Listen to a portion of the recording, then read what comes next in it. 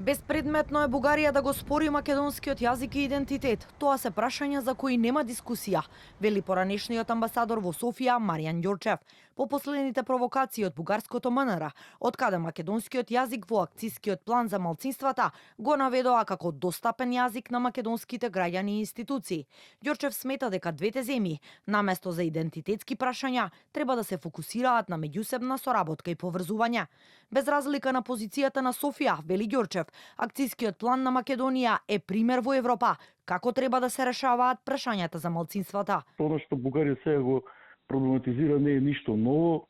Едноставно тоа се некои нивни абстрактни гледања на работите, кои што ние треба само да кажеме, ние во делот на малцинствата имаме многу високи стандарди, усвоени уште 2001 година, ги надградуваме секоја година и во тој дел нашиот акциски план е, би рекол, урнек како треба секоја европска земја да ги решава проблемите со малцинствата. Проблемот со јазикот едноставно не значи дека ако бугарите имаат во пуснота таму ставено дека нели во Европската унија, во Брисел, дека тоа е јазик кој што е дијалект на бугарскиот јазик, тоа нема никакво значење, тој јазик си постои.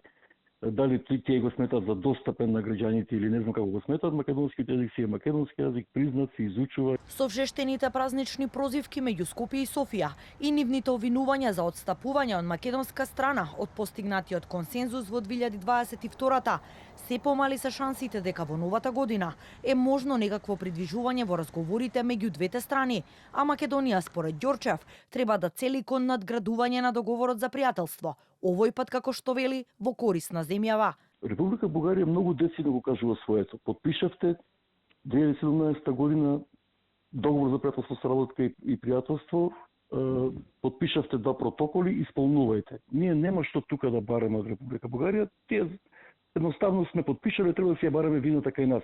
Од таа страна треба да им предложиме на бугарите.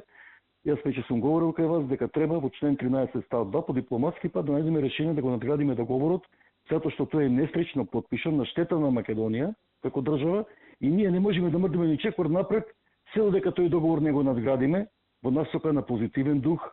Реакцијата од официјална Софија следуваше по изјавата на премиерот Мицкоски дека акцискиот план за малцинства не бил прифатлив за Бугарија, затоа што бил испратен на македонски јазик. Од македонското МНР експресно возвратија дека наместо недолични коментари очекуваат од официјална Софија европско однесување и целосна почит и признавање на македонскиот јазик.